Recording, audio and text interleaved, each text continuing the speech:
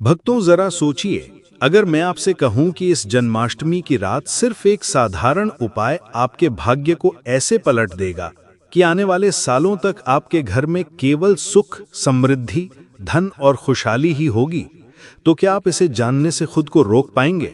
ये कोई सुनी सुनाई बात नहीं, बल्कि शास्त्रों और गुरु परंपरा से सिद्ध वो रहस्य है जिसे अगर आपने एक बार कर लिया तो ना सिर्फ भगवान श्री कृष्ण की कृपा आप पर बरसेगी, बल्कि आपके जीवन की हर रुकावट ऐसे हटेगी जैसे कभी थी ही नहीं।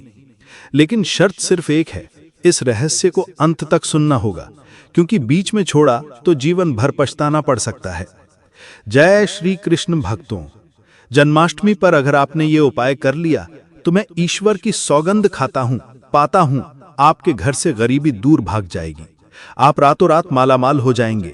मैं भगवान कृष्ण की सौगंध खाता हूं। इस वीडियो को अंत तक देखें, आपका भाग्य चमक जाए तो मुझे बताना, लेकिन वीडियो पूरा ही देखना।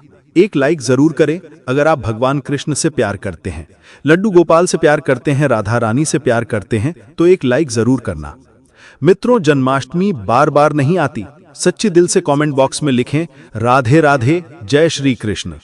भक्तों, पंचांग के अनुसार इस साल भाद्रपद माह के कृष्ण पक्ष की अष्टमी तिथि की शुरुआत 15 धम की रात 11:39 पर होगी और 16 अगस्त रात 9:47 पर इसका समापन होगा। ऐसे में 16 अगस्त 2024 के दिन कृष्ण जन्माष्टमी का व्रत रखा जाएगा।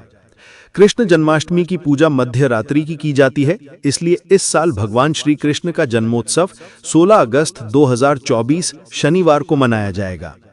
भक्तों, चलिए जानते हैं जन्माष्टमी पर श्री कृष्ण की जन्म कथा। मित्रों, जन्माष्टमी की ये कथा चुपके से भी सुनने से समस्त तकलीफें, बीमारियां सब समाप्त हो जाती हैं और पितृदोष, मंगल दोष, काल सर्प दोष, शनि दोष तुरंत ठीक हो जाते हैं। और भक्तों, इस कथा को बीच में नहीं छोड़ी जाती, इसीलिए इस कथा को बीच में ना छोड़े, पूरी अवश्य सुने। भक्तों, पौराणिक कथाओं के अनुसार भाद्रपद माह कृष्ण पक्ष की अष्टमी तिथि को भगवान कृष्ण ने माता देवकी की 8वीं संतान के रूप में जन्म लिया था और कृष्ण जी का जन्म मथुरा में कंस के कारागार में हुआ था। तब माता देवकी राजा कंस की बहन थीं। कंस को सत्ता का लालच था। उसने अपने पिता राजा उग्रसेन की राजगद्दी छीनकर उन्हें जेल में बंद कर दिया था और स्वयं को मथुरा का राजा घोषित कर दिया था। राजा कंस अपनी बहन देवकी से बहुत प्रेम करते थे। उन्होंने अपनी बहन का विवाह वासुदेव से कराया था। लेकिन जब वह मां देवकी को विदा कर रहा था, तभी एक आकाशवाणी हुई कि देवकी का 8वां पुत्र कंस की मौत का कारण बनेगा। यह सुनकर कंस डर गया। उसने तुरंत अपनी बहन और उनके पति वासुदेव को जेल में बंद कर दिया और उनके आसपास सैनिक और पहरेदारी लगा दी। कंस अपनी मौत के डर से देवकी और वासुदेव के 7 संतानों को मार चुका था। कृष्ण जी का जन्म। इसके बाद भाद्रपद माह कृष्ण पक्ष की अष्टमी तिथि को रोहिणी नक्षत्र अंधेरी रात में भगवान कृष्ण ने देवकी की 8वीं संतान के रूप में जन्म लिया। श्री कृष्ण के जन्म लेते ही कोठरी प्रकाश में हो गई और आकाशवाणी हुई कि विष्णु जी ने कृष्ण जी के अवतार में देवकी के यहाँ जन्म लिया है। उन्हें गोकुल में बाबा नंद के पास छोड़ आएं और उनके घर एक कन्या जन्मी है, उसे मथुरा लाकर कंस को सौंप दें।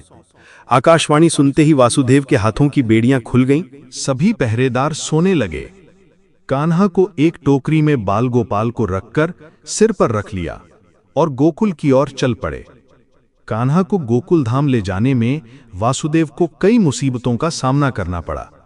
यमुना नदी कृष्ण जी के चरणों को स्पर्श करने के लिए उफान पर आ गई, लेकिन चरण स्पर्श के बाद वो फिर से शांत पड़ गए और बाल गोपाल को बाबा नंद के पास छोड़ आए और गोकुल से कन्या को लेकर वापस लौट आए और जेल अपने आप बंद हो गया और उनके हाथों में हथकड़ी लग गई। तब भक्तों, कन्या के रोने की आवाज सुनते ही सभी पहरेदार उठकर कंस को बताया। तब कंस बंदी गृह आया। वो कन्या को देवकी और वासुदेव की 8वीं कन्या समझ उसे मारने चला, लेकिन वो आकाश में उड़ गई और फिर से आकाशवाणी हुई कि कंस को मारने वाला अब इस दुनिया में पैदा हो चुका है। बाबा नंद और उनकी पत्नी मां यशोदा ने कृष्ण जी का पालन पोषण किया। राजा कंस ने कृष्ण जी का पता लगाकर उन्हें मारने की खूब कोशिश की, लेकिन कंस की सारी कोशिशें विफल हुईं और कृष्ण जी को कोई मार नहीं सका। अंत में श्री कृष्ण ने कंस का वध किया। राजा उग्रसेन को फिर मथुरा की राजगद्दी सौंप दी। इस तरह से जन्माष्टमी के व्रत कथा पूरी हुई। भक्तों, आगे बढ़ने से पहले कमेंट बॉक्स में अपनी राशि भी डाल दीजिएगा। यदि हमारे पास कोई उपाय होगा तो वो आकर हम आपके कमेंट का रिप्लाई में बता देंगे। भक्तों, आप जन्माष्टमी पर भूलकर भी ना करें ये गलतियां। तुलसी को लेकर ना करें ये गलती। जन्माष्टमी के दिन भूलकर भी तुलसी की पत्तियां तोड़ने से बचना चाहिए। दरअसल शास्त्रों में कहा गया है कि कृष्ण भगवान विष्णु के अवतार हैं और उन्हें तुलसी अति प्रिय है। ऐसे में इस दिन तुलसी की पत्तियां नहीं तोड़नी चाहिए। जन्माष्टमी से पहले आप तुलसी तोड़कर रख लें। बिना तुलसी के जन्माष्टमी का पर्व अधूरा है। भगवान कृष्ण किसी भी ऐसे भोग को स्वीकार नहीं करते जिसमें तुलसी पत्र ना पड़ा हो।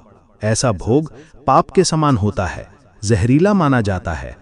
और चावल खाना, ये बात तो सभी जानते हैं कि एकादशी के दिन चावल नहीं खाने चाहिए, लेकिन बहुत ही कम लोग जानते हैं कि जन्माष्टमी के दिन भी चावल को खाना वर्जित होता है।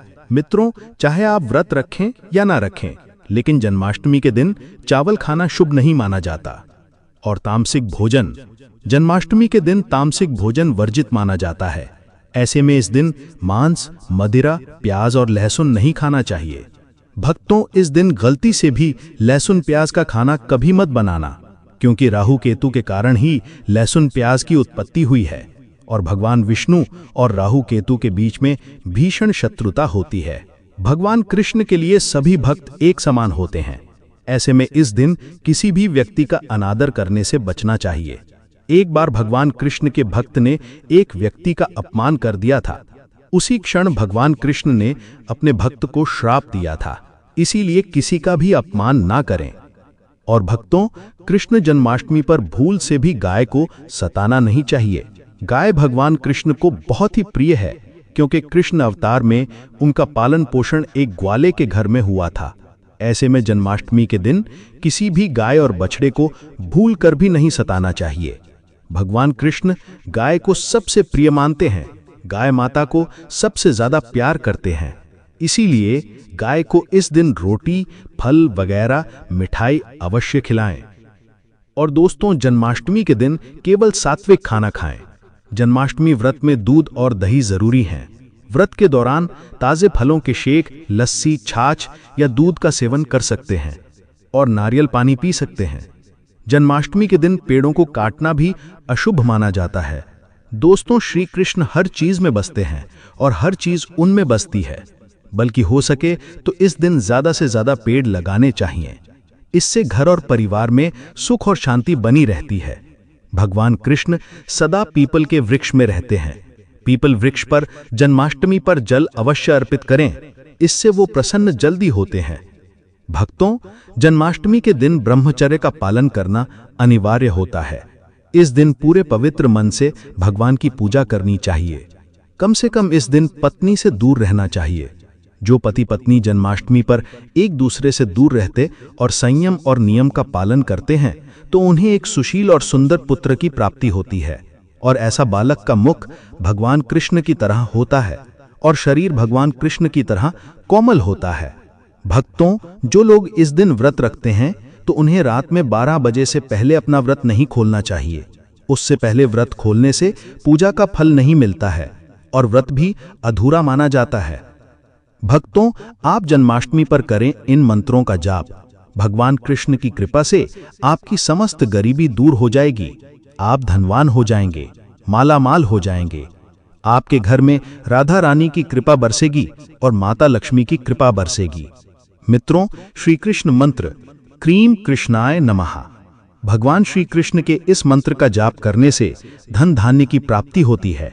ऐसे में जन्माष्टमी के विशेष अवसर पर इस मंत्र का जाप करने से साधक को शुभ फलों की प्राप्ति होती है। हरे कृष्णा कृष्णा कृष्णा हरे हरे, हरे रामा रामा रामा हरे हरे करने से भगवान कृष्ण के कान खड़े हो जाते हैं। वो भक्त की पुकार अवश्य सुनते हैं।